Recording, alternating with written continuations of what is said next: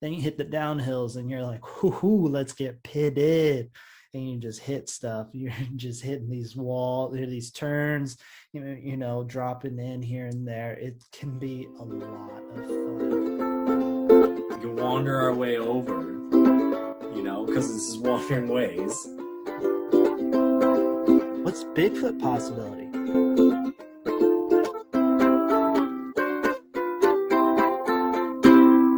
Clink. What's up, everybody? This week we are doing things a little bit different. It is just the Reverend this week, so no Ranger Zach. He is off in Yellowstone right now, so he was unable to make the trip or make the podcast. He's making the trip to Yellowstone, but not to being on the podcast today, which is okay, because we encourage going out and being in nature. And he is just living that example of going out, being in nature. So we're going to let Zach enjoy Yellowstone and hopefully hear about those tales when he gets back next week. So I apologize if you all came to hear him instead of just me. Hopefully you can get something out of this episode that is with just the Reverend. So kind of basically it's the Reverend's final words, like the whole time, if we really think about it. So it will be a little different. We're going to still keep to the nature theme, and we may wander here or there. I don't know how much we'll wander since I don't have someone to get me off topic, but we're going to try and have a doozy of an episode today. But before we get going, I do want to just make sure everybody's out there hitting that like and subscribe button for both the YouTube, Apple, Spotify, anywhere that you get your podcasts. Go ahead, please give us that like, subscribe, all of that. It really does help out the podcast a whole lot, and we appreciate you guys and everything that you do for us, and we like trying to help you guys out by giving you all these great tips for national parks or just outside in general.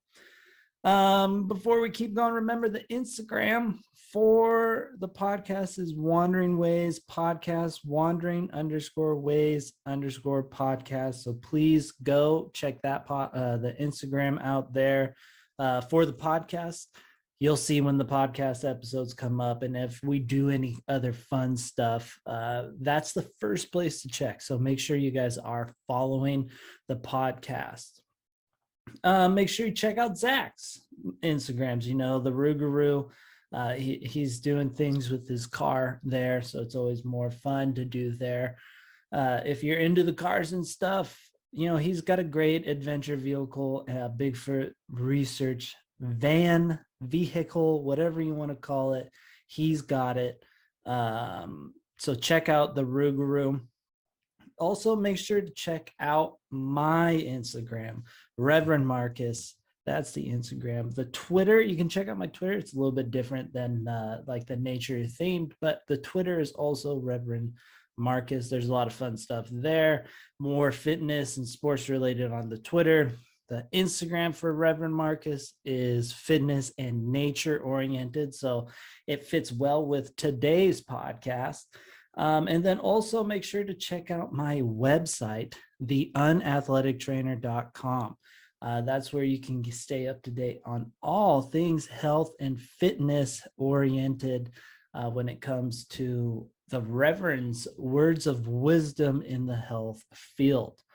That brings me to kind of today's meat of the topic, as it is all things health and fitness, but nature themed. All right. So if you do follow me or you've been paying attention to the podcast at all, you do know that I am a health nut, or at least I like to think I'm a health nut.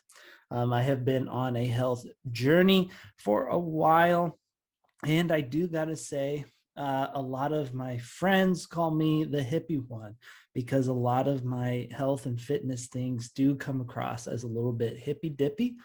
But I like to think as just someone who likes to do things a little bit more natural. And I do like getting outside. So I try to incorporate things that get me outside and doing more health and fitness oriented habits, whether it's getting my workout outside, whether it is I'm just doing general good health tips that involve being outside.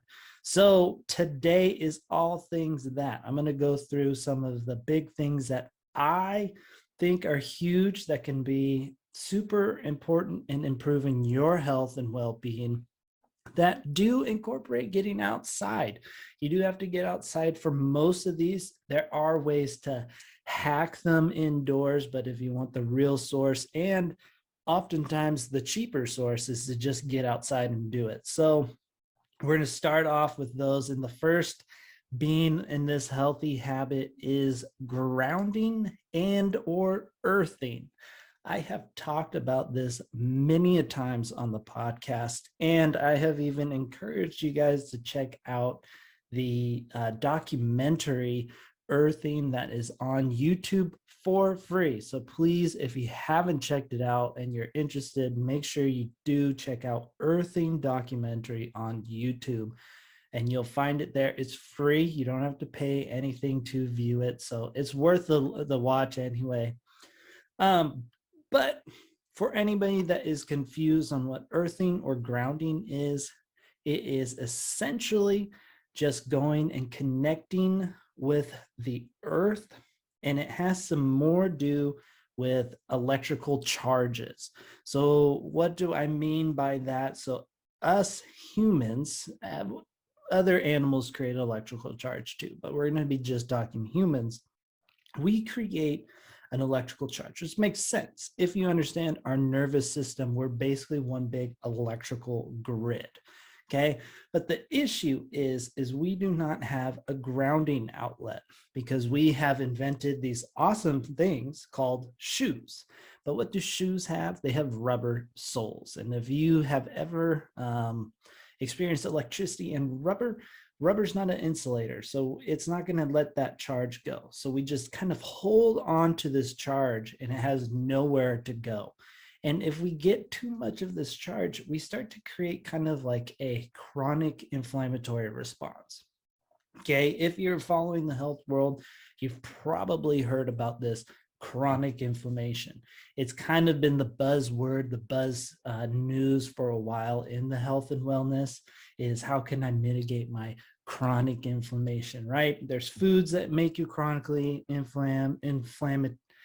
chronically inflamed. There's also high amounts of chronic stress, basically creates a chronic inflammation response. So it seems to be like we don't want this chronic inflammation when it comes to it. And grounding is a great way to stop one big component to it, and that's getting rid of this charge. And so when we connect ourselves to the earth directly with our skin or a good surface or material that does have that can conduct electricity can go through, we can get the same benefits as if we are just touching the earth with our bare skin, right? So how does this kind of work, right? It's similar to the old style TVs where they used to have like this fuzzy kind of response when you plugged in straight into the wall. And what these electrical engineers noticed is if they then took another end, so positive, negative of this electric charge, and put it into what's called the ground or grounding it, right? You create a better electrical environment because that electricity has a place to go and basically dissipate, right? So if we go back to the body, by using it, we're creating this electrical environment, building up this charge. And when we go in ground, whether it is walking barefoot in the grass or walking on the beach or just putting our hands on the ground itself, we allow that electrical charge to dissipate, to leave the body. And then what also happens is as we do this, we get these we start to bring these electrons up from the earth because the earth has this negative charge. We create the positive charge, the earth has this negative charge, and we can that's how we offset, right? You need positive, negative helps to kind of offset like that. And when we do get this pass of electrons from the positive and negative of this circuit, we thus allow our body to absorb free radicals. Now, that's another kind of health buzzword you may have heard about having all of these free radicals and all of these oxidants, and you want to have antioxidants to help absorb these free radicals. And the research is out on if you should go out and actually get antioxidants, partially because to get enough antioxidants in the body to do what you want is kind of not safe. So the research is out on that when it comes to antioxidants. But if we ground ourselves, allowing these electrons to come and absorb these free radicals, as they say, we thus create a more healthy environment, less chronic inflammation, right? Inflammation's fine to get, it's the chronic one. And when we ground and we absorb these free radicals, we're there able to get rid of this chronic inflammation. And then all of a sudden, all of those aches that you've had, they start to go away. Your sleep can be a lot better when you ground. And there's just a multitude, your health, your energy, your just overall well-being, you feel pretty good when you ground. And the best part about all of this is you really don't need to spend like hours upon hours upon hours outside with your feet on the ground or however you want to ground. Right now, the research is showing that you need just 20 minutes of grounding to get some positive benefits. Okay. Now, how can you ground, right? Well, like I said, it's just touching your skin to the earth. That's the biggest way. That's the most number one way to be able to ground, is getting skin to earth contact. And that's realistically the only real way to do it. There are things you can do. You can go out and buy like these bands. You can buy bed sheets. You can buy mats that will connect to the grounded port of your house. If you're curious of what I mean by grounding port, most of houses nowadays have those 3 prongs. If you notice that bottom one, that's that grounding one. So it connects into there and allows you to ground through the electrical system of your house. So that's it on that one, right? And so 20 minutes of grounding outside can be very beneficial. I have gone for barefoot walks before. I'm starting to become more barefoot as we do things. I try to get 20 to, if not an hour, or 20 minutes to an hour of grounding each day. And I've noticed a huge benefit with just how I feel overall. I have some energy. My sleep has been way better, and I care about my sleep. All right. Do have some caveats before I just go and say it's just like the miracle thing out there. I don't necessarily think it isn't that miracle thing, right? I do think that if we all grounded, a lot of health problems would go away in the long run. But the research is just not out there supporting all of those ideas, partially because there's not a lot of research on grounding. It's a newer up and coming thing, and it's been kind of laughed at for the last few years. Okay. So earthing, grounding is very new in terms of the health habit world. But if you wanted to jump on it and become part of a health trend well before it actually takes off, I would encourage you to go out and ground, right? This is fantastic way if you just start your day, or maybe even end your day, going out, standing in your backyard, standing in a park, standing wherever there is earth, grass. You can then ground for the 20 minutes. It's not very long.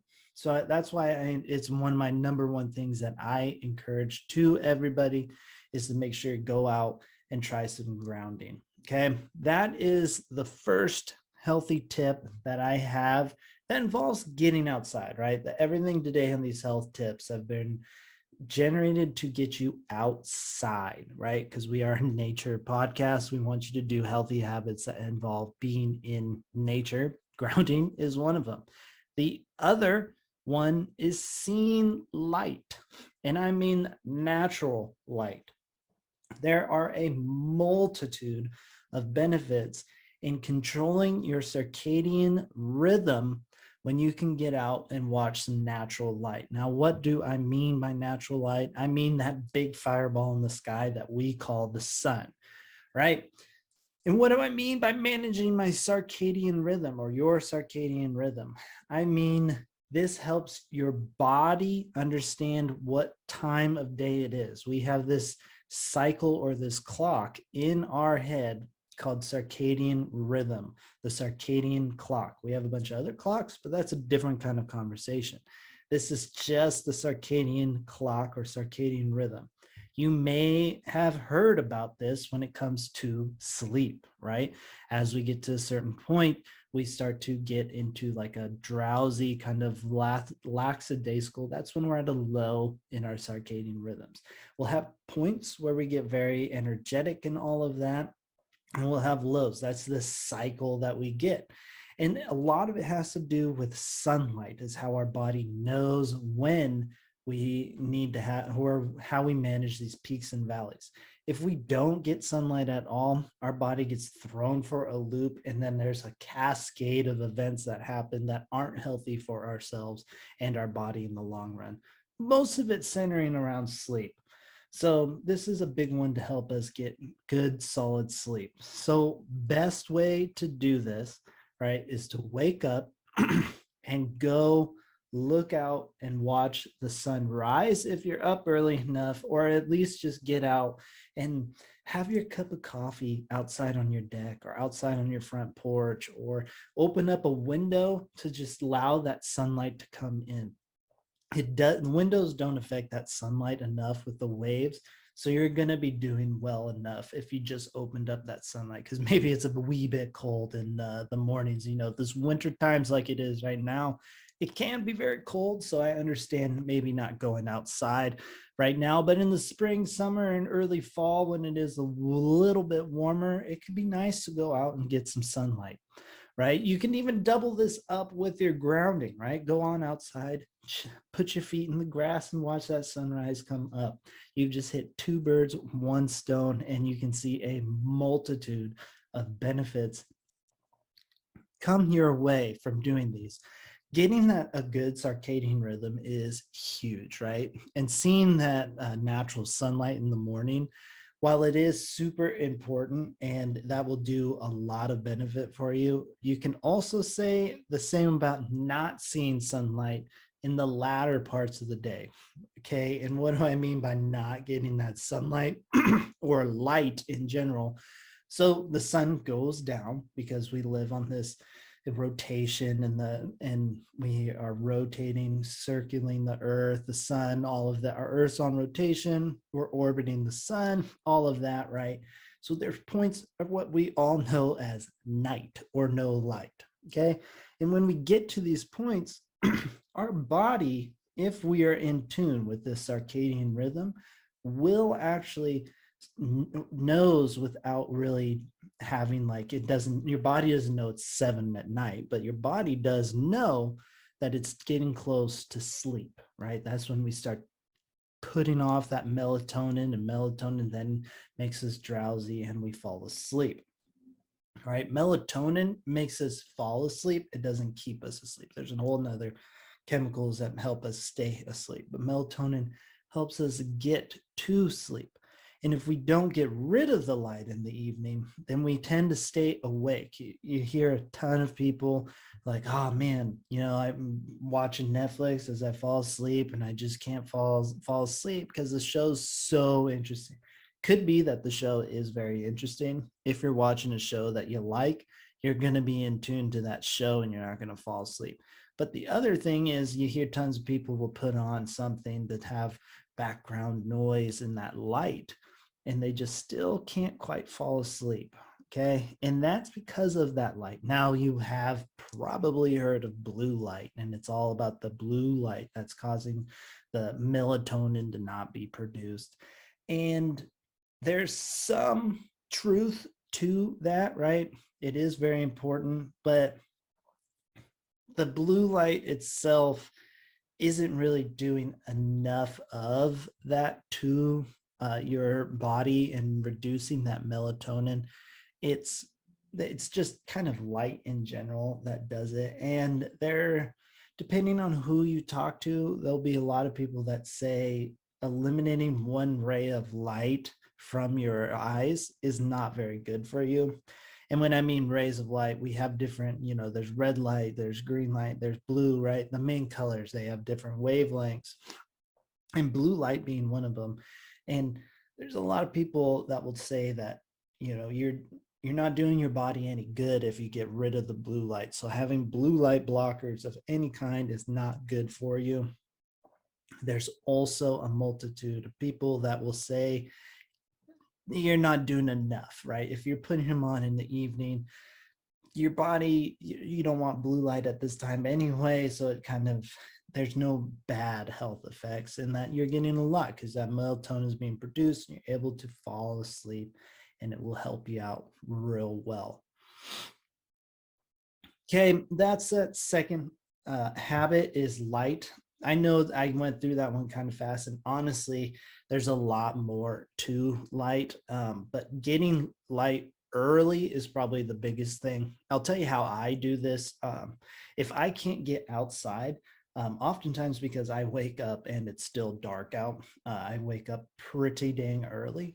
So what often happens, what I need to do is I wake up and I hit the light in my room. I turn it on within probably 30 seconds of me waking up. I also, to make sure this is clear, I also have one of those alarm clocks that start dim and get brighter as it gets close to the time that I wake up. So it simulates the sunrise. So I get light early, and this helps me get up and out of bed very quickly. I'm ready to start my day. I love the mornings. Is it because I get light? Is it because I'm grounding? I don't know why, but I do think those are helping, and I'm willing to bet that they are helping if we were to actually get some body measurements and compare it to if I'm sitting in a dark room right away. So get that light will help you get up energetic, start your day, get that circadian rhythm in flow, and all of a sudden you'll start to notice small things here and there where you're like, man, I feel good. I don't know why. Oh, wait, it's because I got light this morning, right? A lot of these habits aren't going to be the big things. You're not going to notice the big changes, but over time, you're going to be like, dang, I have been feeling great for the last month. Oh man, I've been getting my light. I've been getting that grounding in. So it really can help you out health wise by doing these. And again, grounding in light involves getting outside.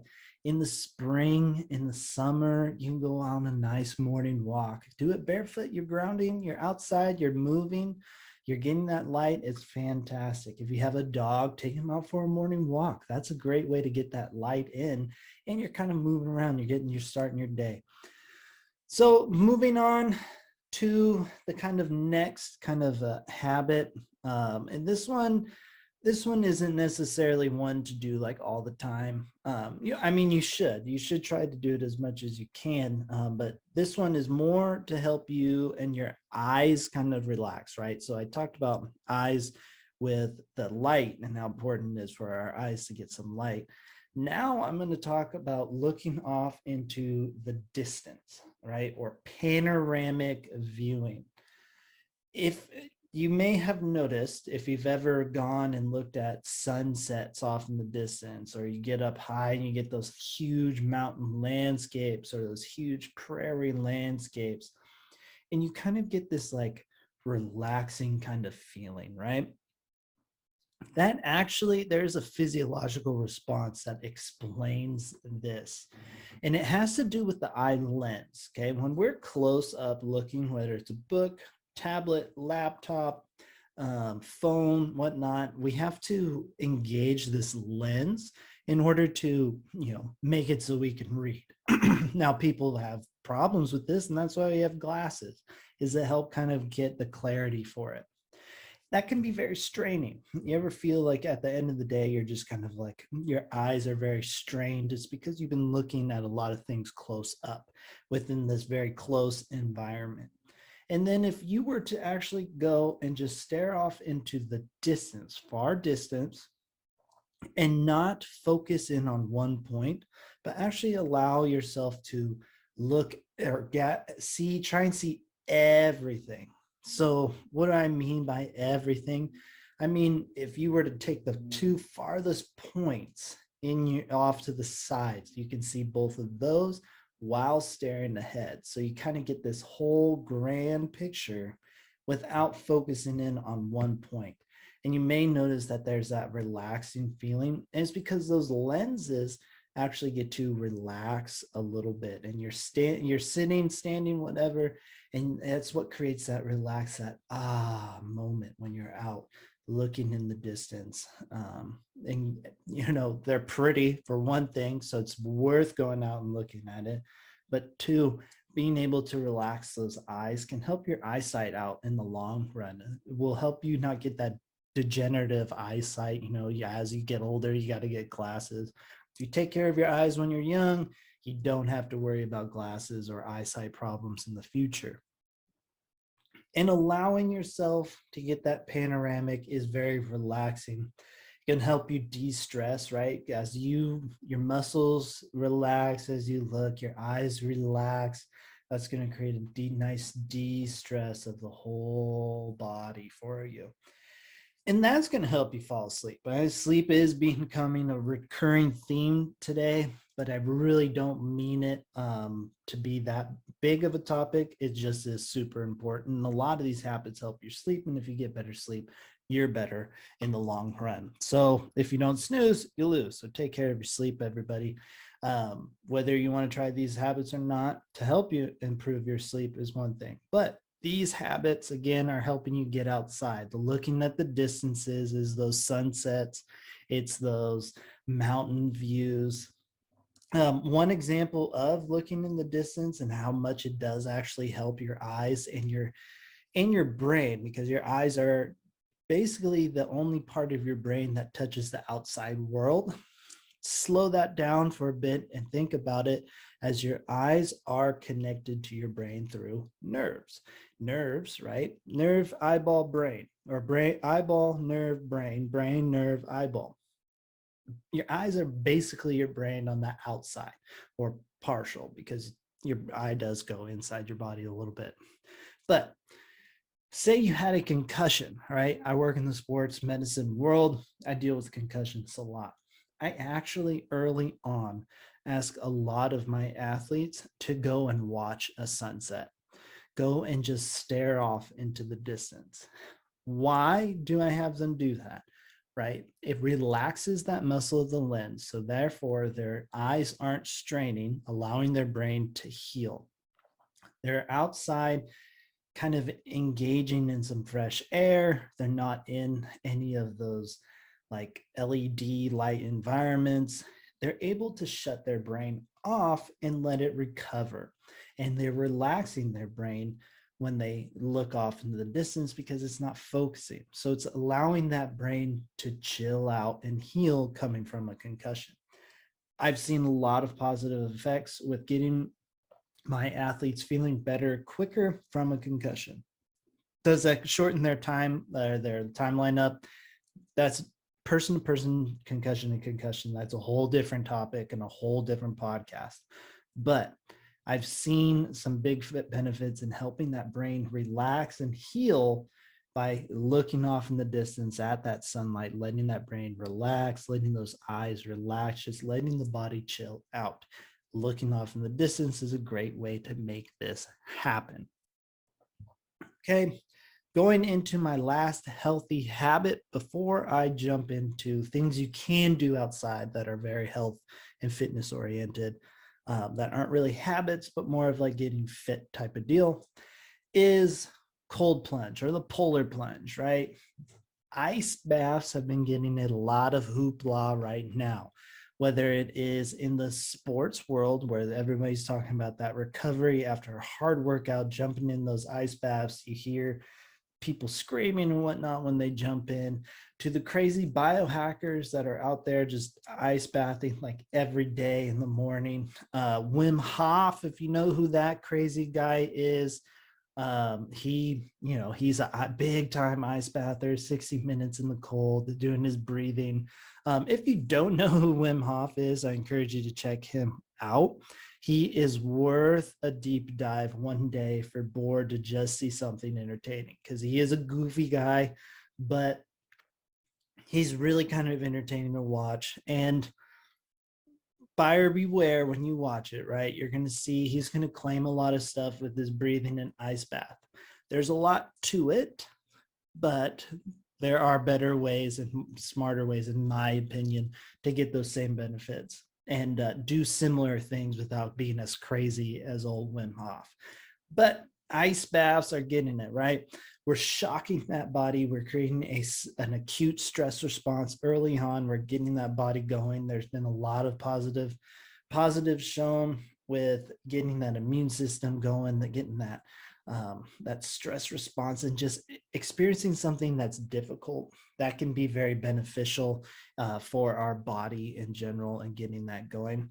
This one is a little bit harder to do every day. I don't necessarily encourage doing it every day unless you really want to. There's no bad things about doing it. I take cold showers every day. I like a good ice bath, right? But I don't necessarily think everybody should be out there doing it every day unless you just really want to. But going out, getting that body just tightening up like that for a little bit, and then you create that shiver response. You start burning those fats, getting a little bit, getting that fat oxidation from shaking to create heat. It's a great way to help you lose some weight. You can be really sadistic with it and lose a lot of weight if you want. And if you would like to know the weight loss protocol with ice baths, shoot me a message on Reverend Mark, and I'll explain it all out for you. Forewarning there, it is not a fun experience. I've done it just to do it. I didn't really feel like I wanted to boost my fat burning ability that much or lose fat that quickly through it. I just did it because I was curious about it. And it sucks. It really does suck because you're shivering for like a half hour or something. You're just like unhappy and cold. But ice baths are super, super good for you to do. And they don't have to be long. It doesn't have to be a long ice bath. It could be as short as like 2 minutes or 3 minutes, right? There's been a lot of cool research out there with dopamine and the slow release of dopamine to help you kind of get motivated and starting your day. It's on par with the same dopamine levels that you get from like snorting cocaine, which is incredible. But this from the ice baths, the dopamine like lasts longer. It's a slower drip. So, you can argue that like maybe, cokeheads should do ice baths instead because it gets just as much of that dopamine hit for a longer period of time. You probably should do ice baths instead of cocaine. But that's on that dopamine, that kind of chemical level, which is a little bit out of my realm of knowledge. Dopamine's super interesting, and I've been learning a lot about it, but I still don't know anything. But going back, those ice baths, 2-3 minutes, getting in that shock, being uncomfortable is super, super helpful for you and can really help you become a healthier person in the long run. You will feel better. You'll have more energy to start your day and get things done when you do a lot of these habits that I've named. The grounding, the seeing light, looking off in the distance, more for the evening, chill out. But that light and grounding and cold plunge, man, you can really get energy. You can attack your day. You can get so much more done. And, you're going to feel great doing it. You're not going to feel crummy. You're not going to feel crappy. You're going to feel good, which is what we as people should strive to do, is to feel good, right? You hate feeling crappy, whether you ate something and you feel all gross. That's not fun. Whether you did something and you just feel gross. Feeling gross, being gross is not fun. Feeling good, acting good, just high amounts of energy, that's where the fun begins. And then we can do a lot of these other activities that I am about to get into.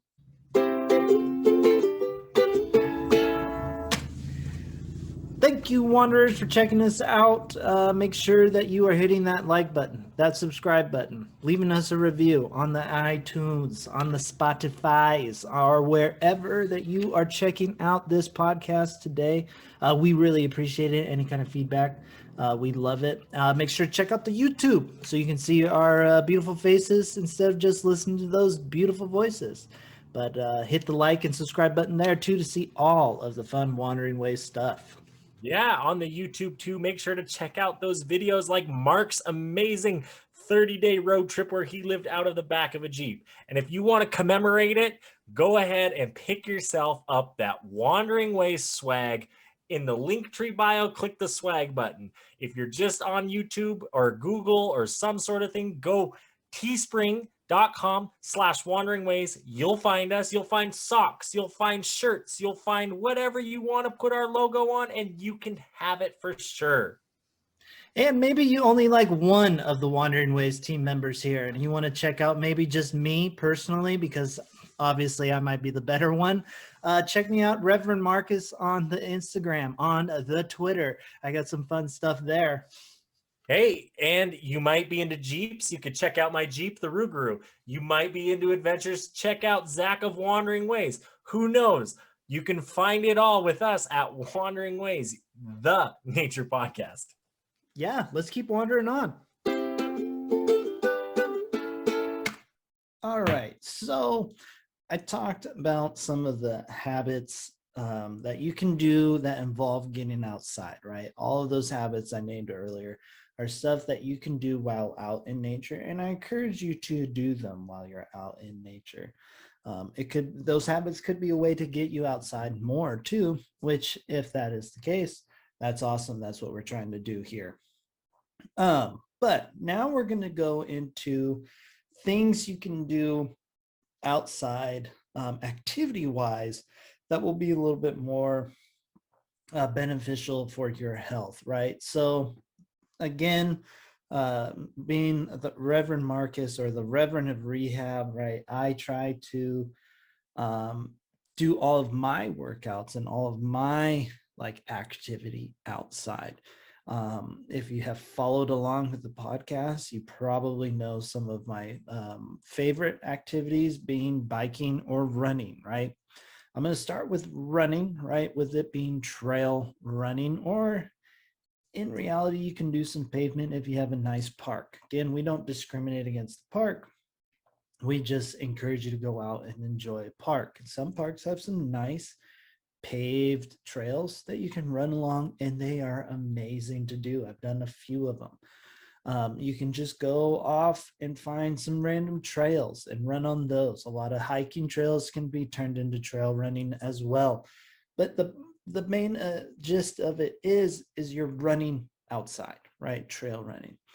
If you want to pick up trail running, which I encourage you to pick up some sort of activity, some sort of exercise, workout type thing that involves getting outside, because just getting outside is so helpful and beneficial for you in itself. But if you want to pick up trail running, couple things that I encourage you to do before taking up or when you take up these activities is one, start slow. Start off slow. Do not think that you're going to go out and you're going to be able to run a 5K on the first day, a 10K, a half marathon, or a marathon, right? Start slow. Unless you have experience running, then you can start a little bit more. But I realistically, I encourage you to just go ahead and do a mile. It doesn't have to be a fast mile. It could just go out and run for a mile while outside. I know it doesn't seem like a lot, and at the end of it, you may feel like it was a waste of time because you didn't do a lot, but in reality, you did a whole lot, right? You got your body moving. You did some cardiovascular training. And two, you just accomplished something. Again, these don't have to be big things. It's just going out and doing it. It can be so powerful, right? Motion is the potion. And so going out, trying your first trail run is with it only being a mile, that's awesome. Like write it down, tell your friends if you want, but enjoy doing that mile. And then as you do another mile, maybe it's twice a week, you've gone out and you did 2 miles, then you turn that into, or twice a week of a mile, you go out next week, you do it 3 times a week for that mile. Maybe then that following week, you bump up one of those days, you do a 2 miler, right? You start getting this momentum, this small changes, and you've all of a sudden, you're out there and you're becoming like a David Goggins who's running these ultra marathons. Now, you may not be David Goggins, but you maybe all of a sudden you're running 5Ks every once in a while, or maybe you're doing a 10K. Maybe you're crazy enough to sign up for a marathon, but it all starts really small, right? And again, it doesn't have to be fast. You could go out there, do a 15-minute mile. Yeah, that's a slow pace, but you know what? At the end of the day, getting done, doing that 15-minute mile, oh man, that's a great feeling. You got out, you got a good workout, you got a sweat going, and you accomplished something. And then all of a sudden, without you even noticing, that third weekend, you're like, man, I'm at like a 12-minute mile and I just did 2 miles. You just did 2 miles faster than that first mile by 3 minutes, right? That's insane. That's a huge improvement. And it can happen that quickly, and you're gonna all of a sudden you're gonna get down to 10-minute mile, and then you might get down to that 9, but you're feeling great, you're going for longer distances, all of these things. And you started slow. Start slow. It's all about just doing it, going out and doing it. Motion is the potion. Doesn't really matter what the motion is. We can find ones that are bad for you, but in general, motion is the potion. Motion is going to make you feel good. Motion is going to get you, getting that body, that trimming down, getting all of that, getting you to feel the best you can be, and being the best you can be. And trail running, starting slow, is the way to go. Other thing, if you're trail running, I encourage you to look into decent shoes. Don't go out, break the bank with these expensive running shoes. Running shoes can get quite expensive, but you want something that's going to feel good on your foot and give you lots of support, right? That way, when you're going out and you're running for the first time, your feet aren't going to be hurting at the end of it. Your feet might hurt anyway, especially if you get new shoes. You got to break them in a little bit. But getting a good pair of running shoes can be the difference between that second or third run in the week, or wanting to chill out and not go run because that foot just gets so tired and upset. And then as time goes on, if you have good foot strength, you can give the old barefoot running a try. That incorporates the grounding while running, that trail running, grounding if you do it barefoot. So that's like a twofer right there. But barefoot, be in mind, you have to have strong feet, and you have to start really slow, ease into barefoot running. I have just started my barefoot running journey, and it is a slow process. So do not get discouraged if you go the barefoot running route with how long it is, because you just got to give your feet time to build up that strength, especially on the intrinsic muscles. But that's for trail running, another great outdoor activity. If you're not the runner, you just hate running, go ahead and give mountain biking a try. Now, I guess I should have said more biking instead of mountain biking, because mountain biking implies that we're going to do some jumps and stuff. Maybe we're just going to do some gravel riding, get a gravel bike and hit those dirt roads that don't have the jumps, that maybe not be single track all the time. You may hit some, but not all the time. You just kind of find a logging road and you're off into the distance, getting some miles in. But you're out biking, it's different muscle groups. You can go for longer, you can go for quicker. Some people like biking more. But again, it's getting you outside into those backwoods, experiencing nature, being out in nature, enjoying yourself, getting the body moving, getting some of that natural sunlight in. Just overall, you're outside and you're biking. What's more to like there? If you've ever been on an indoor bike, it can be great to get a workout in. I do them all the time. If the weather's crappy and I just don't want to be outside, or maybe I'm pinched for time and I don't have the time to go for a 2-3 hour ride around outside. I hop on a trainer, I hop on a stationary for 40 minutes. I get a great workout, but I'm standing still on those indoor ones. And that's not as much fun as actually moving, right? And you get to hit hills where you can really kind of coast. There's a lot of fun to going out and doing some biking outdoors. And if you go mountain biking, you get to really hit some steep ones. You get to get some speed. If you really start to get confident, you can hit some jumps, and you can have a lot of fun.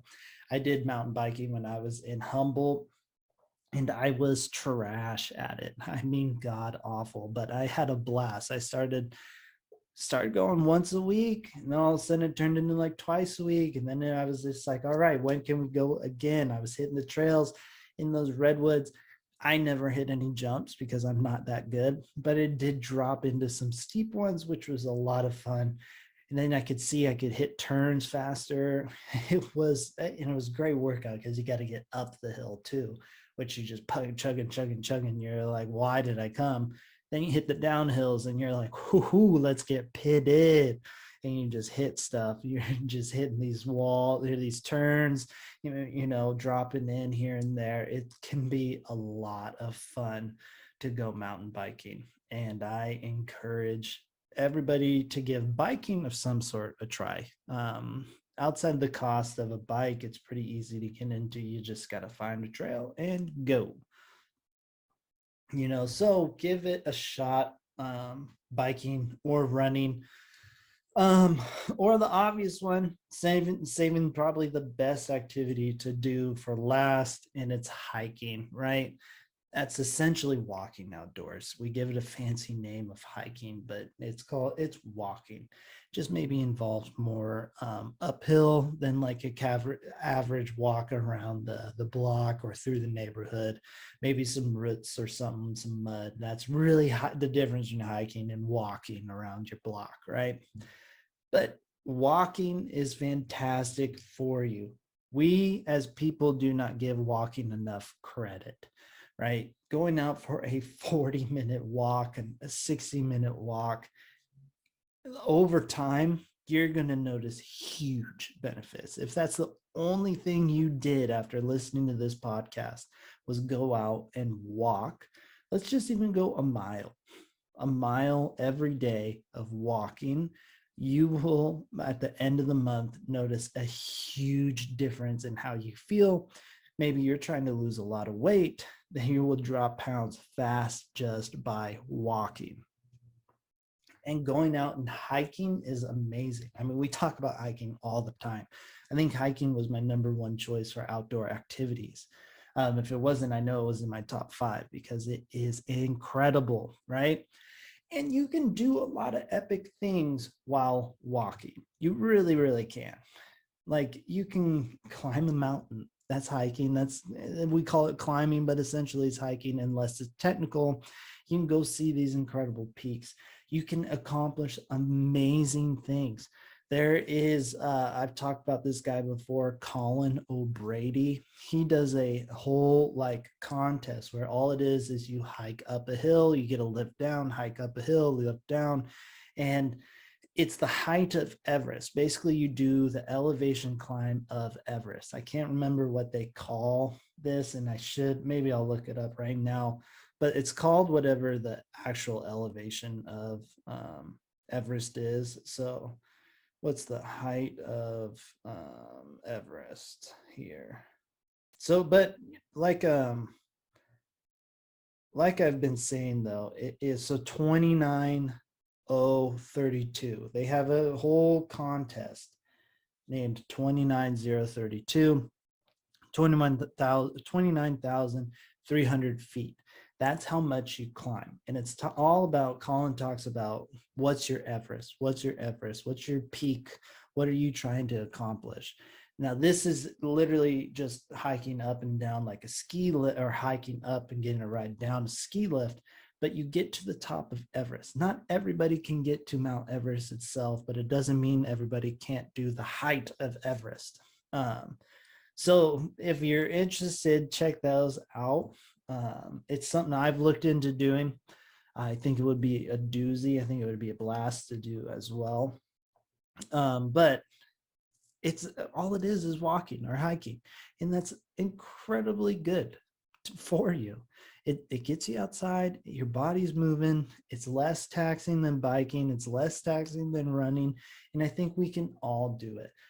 Now, maybe you just go walk through your local park if you're in like a more urban setting, or maybe you go out and it doesn't really matter where. You're outside, try and get out of the concrete though.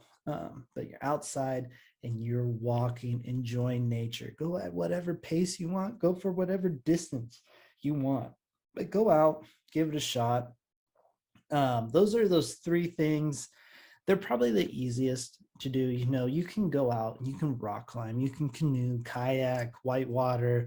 You can do a lot of those more things. Those take a little bit more skill. Those take a little bit more equipment.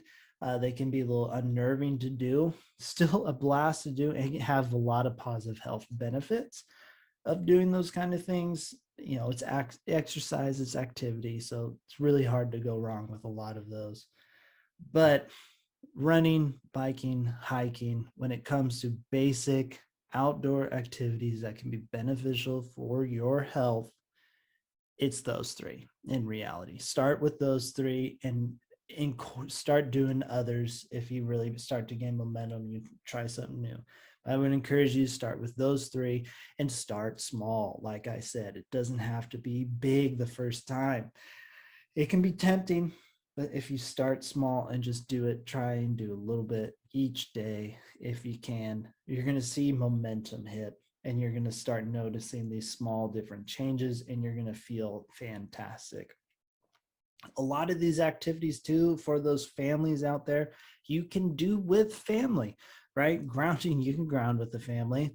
You may have your neighbors thinking you're a little crazy if you're just standing out there in a circle or whatnot, grounding or taking in that light. That's them looking at you thinking they're crazy. The thing is, they're the crazy ones not doing it. I have been called crazy a million times, and I'll be called crazy a million more times with how much I ground and how much I look all crazy, loopy, hippie, whatever term you want to use.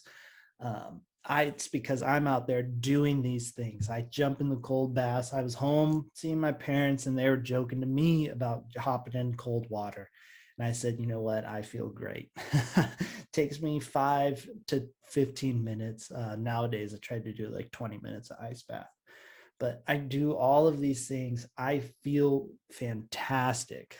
If the truth is in the pudding, if you really want to know, I started this health journey when I was at 260 pounds. And right now, as of today, I am 200 pounds.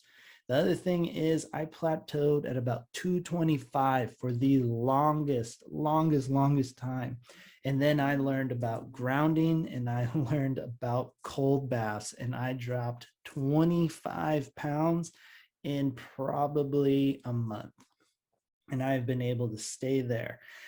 Going on those activity sites. First time I ever went out for a run, it was a mile. It was a hard mile. It was a rough mile.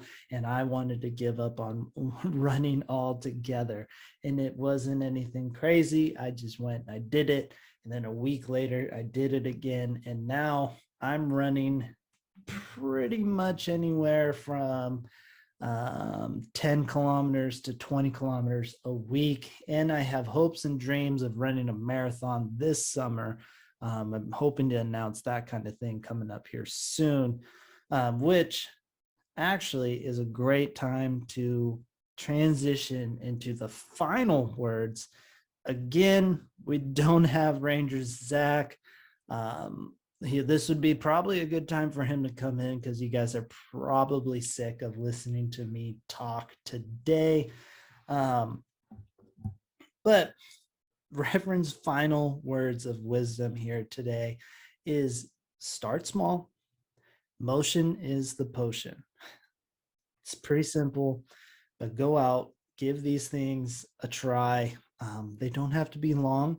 You don't have to spend a lot of time doing them. That's why I picked these ones to talk about, is they don't necessarily require a lot of time, and I'm hoping they don't take a lot of effort for you. But I think in the long run, these can be super beneficial for you. Alrighty. You guys are amazing. I can't tell you how much I appreciate every single one of you wanderers. Thank you for listening today. If you did on this Solosode, hopefully it was good. If you do like it and you want to see more one-on-one mano type deal instead of just the two of us, maybe we'll have Zach do a Solosode about a topic of his choice in the future. But we wanted to switch it up today. Zach's in Yellowstone, so thought I'd give him a break this week, and I'd take the heavy lifting on the episode. But again, as in terms of the podcast, make sure you like, subscribe, rate on YouTube, Apple, Spotify, Google, wherever you're listening to your podcast. It helps us out so much. We have apparel. Make sure you check out. We have the link tree in the bio below. Hit that or hit the Teespring. You'll have all the different kinds of apparel. You got the Wandering Ways album cover shirt that I have on today. We have the kind of our flag, our main thumbnail that we have for. Oh, I don't have that sticker on here. Oh, I don't have that one. Anyways, our main thumbnail, we have that on shirts. So go ahead, check out the Wandering Ways gear that's on there. Any way to help us out, we appreciate. Whether it's you just telling your friend about the podcast, we appreciate all of that. So please go out there, check it out, like, subscribe, all that fun stuff. If you go to the Teespring, you'll see some unathletic trainer stuff, which brings me to the last point. If you liked today's podcast and you want more stuff similar, this is honestly like an hour-long plug for theUnathleticTrainer.com. A lot of the stuff that I do, health benefit-wise, health knowledge-wise, a lot more in-depth, a lot more open to answer questions and easier for me to answer questions on there. So go ahead, check out theUnathleticTrainer.com or Reverend Marcus on Instagram and Twitter. Those are great ways to reach me if you want more stuff like this or have questions for me after this. But again, I can't tell you enough. This was fun. It was just me, but it was fun, So that being said, peace out, everybody.